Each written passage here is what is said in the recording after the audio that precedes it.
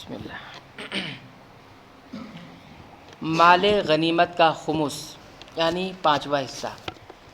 جہاد کا آغاز رسول اللہ صلی اللہ علیہ وسلم کے دور سے شروع ہوا اور ابو بکر و عمر رضی اللہ عنہما اور اسی طرح عثمان رضی اللہ عنہ کے دور میں جاری رہا، جس کے نتیجے میں اسلام کی نشر و اشاعت ہوئی، یعنی اسلام پھیلا اور اسلامی سلطنت کو یعنی اسلامی حکومت کو وسعت ملی، یعنی اور وسیع ہوئی اسلامی حکومت۔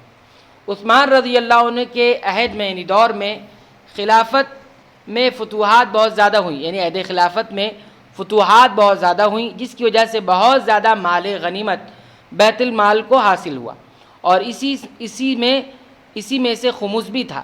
اسی طرح بیت المال کو ان اہل کتاب کی طرف سے جزیہ کا مال بھی خوب حاصل ہوا، جنہوں نے اپنے دین پر باقی رہنے کو ترجیح دی اور جنگ کرنے سے باز رہے۔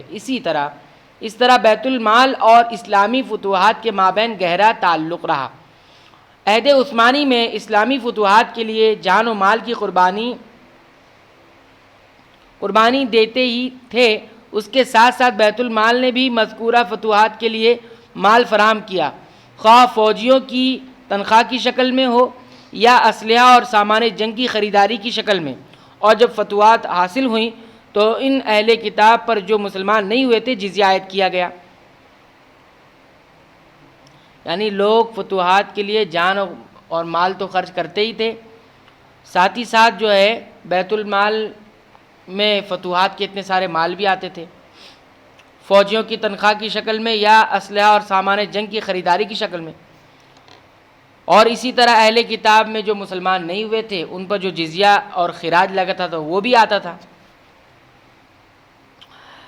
جو کفار سے جنگ حاصل کر کے اور ان زمینوں پر خراج عائد کیا گیا جو کفار سے جنگ کر کے حاصل کی گئی، اور اسی طرح جو لوگ مسلمان ہوئے انہوں نے زکوٰۃ کی شرائط کی تکمیل کی صورت میں زکوٰۃ ادا کی، تو جو ارکان اسلام میں سے ہے، اس کی ادائیگی کے بغیر اسلام ہی نامکمل ہوتا ہے۔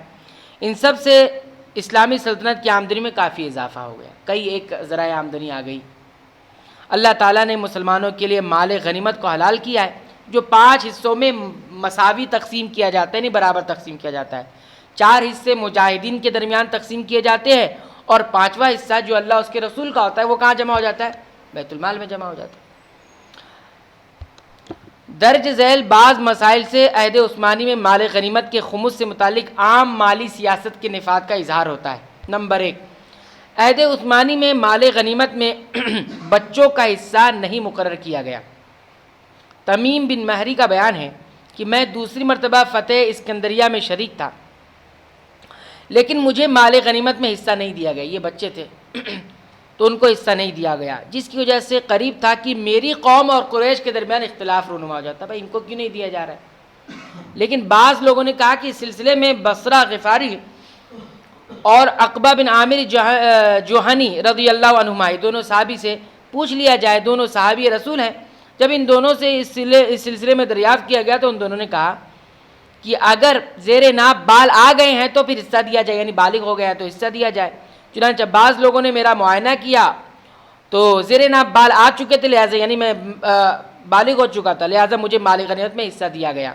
اس کا معنی یہ ہوا کہ بچے کا مال غنیمت میں حصہ نہیں ہے اور اسی طرح عورت کا بھی حصہ نہیں ہے، لیکن چونکہ انہوں نے جنگ میں مسلمانوں کا تعاون کیا، بچے بھی جاتے تھے، شریک ہوتے تھے اور عورتیں بھی شریک ہوتی تھی جنگوں میں، تو تعاون تو کرتے تھے، تو ان کو کیوں نہیں دیا جائے گا؟ تو کہتے ہیں کہ وہ جو حصہ ملتا ہے وہ تو نہیں دیا جائے گا، لیکن چونکہ انہوں نے تعاون کیا ہے تو تعاون کی وجہ سے انہیں کچھ مال دیا جائے گا، اور یہی رسول اللہ صلی اللہ علیہ وسلم کے دور میں بھی نافذ العمل تھا، یعنی یہ ہوتا تھا، عورتوں کو بھی کچھ مل جاتا تھا اور بچوں کو بھی مل جایا کرتا تھا۔ نمبر 2، مقتول کا ساز و سامان قاتل کے لیے۔ جنگ میں مقتول کے پاس یعنی جس کو قتل کیا گیا ہے جو اسلحہ اور سواری ہو، اس سلسلے میں رسول اللہ صلی اللہ علیہ وسلم کا فیصلہ ہے کہ وہ قاتل کا ہے، جو قتل کر رہا ہے اس کا ہوگا وہ مقتول میں کیا سامان۔ چنانچہ ابو قتادہ رضی اللہ عنہ سے روایت ہے کہ رسول اللہ صلی اللہ علیہ وسلم نے معرکہ حنین کے موقع پر فرمایا کہ جس نے کفار کی فوج میں سے کسی کو قتل کیا اس کے لیے مقتول کا ساز و سامان ہے، بشرطے کہ اس کے پاس اس کا ثبوت ہے کہ ہم نے ہی اسے قتل کیا ہے۔ تو اگر وہ ثبوت پیش کر دے گا تو کیا ہوگا؟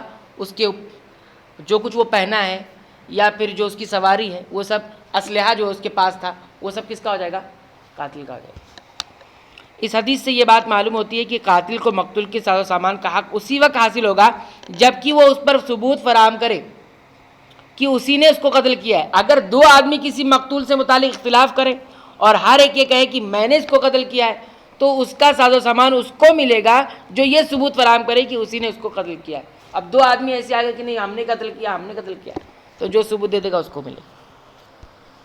اسکندریہ کی بغاوت کے بعد رومی منویل خصی کی قیادت میں چڑھ دوڑے اور اسکندریہ میں پڑاؤ ڈالا، لیکن عمرو بن عاص نے ان کو چھیڑا نہیں، انہیں اپنے قریب آنے دیا تاکہ کفار خود آپس میں کٹ مریں۔ چنانچہ وہ اسکندریہ سے نکلے اور ان کے ساتھ وہ حضرات بھی تھے جو بستیوں میں سے بدعہدی کے شکار ہوئے تھے۔ وہ بستیوں میں اترتے، شراب پیتے، ان کا کھانا کھاتے اور لوٹ مار مچاتے۔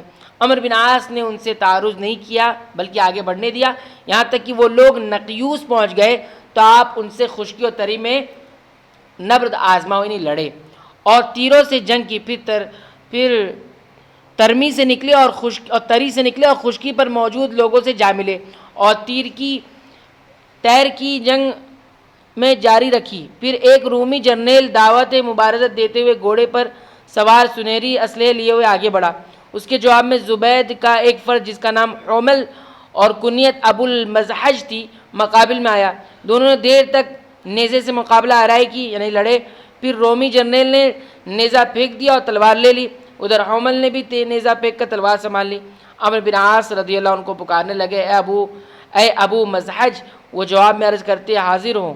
لوگ نیل کے ساحل پر خشکی میں اپنے اپنے مقام پر ڈٹے رہے اور کچھ دیر دونوں نے تلوار چلائی، پھر رومی جرنیل نے حومل پر حملہ کر دیا اور زخم گہرا لگا پھر حومل نے خنجر اٹھایا اور دشمن پر وار کیا، اس کے بعد اس کو ذبح کر دیا اور اس کا سارا سامان لے لیا۔ پھر حومل کا کچھ دنوں کے بعد انتقال ہو گیا، اللہ ان پر رحم کرے۔ پھر مسلمان رومی فوج پر ٹوٹ پڑے اور انہیں اسکندریہ کی طرف لوٹنے پر مجبور کر دیا۔ پھر اللہ تعالیٰ نے مسلمانوں کو فتح نصیب فرمائی اور رومی جرنیل منویل خصی قتل کر دیا گیا۔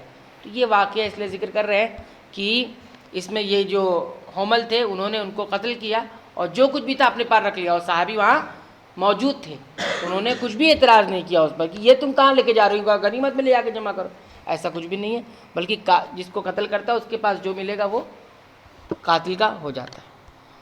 تو یہ دو باتیں عثمان رضی اللہ عنہ کی مال خموس کے تعلق سے تھی، اور بھی باتوں کا تذکرہ کیا گیا، انشاءاللہ ہم اسے آئندہ درس میں ذکر کریں گے۔ رب العالمین سے دعا ہے کہ رب العالمین تو ہمیں صحابہ کرام کی سیرت کو کما حق کو پڑھنے، سننے، سمجھنے، اس کے مطابق زندگی گزارنے اور امت تک اس کو پہنچانے کی توفیق عنایت فرما، آمین۔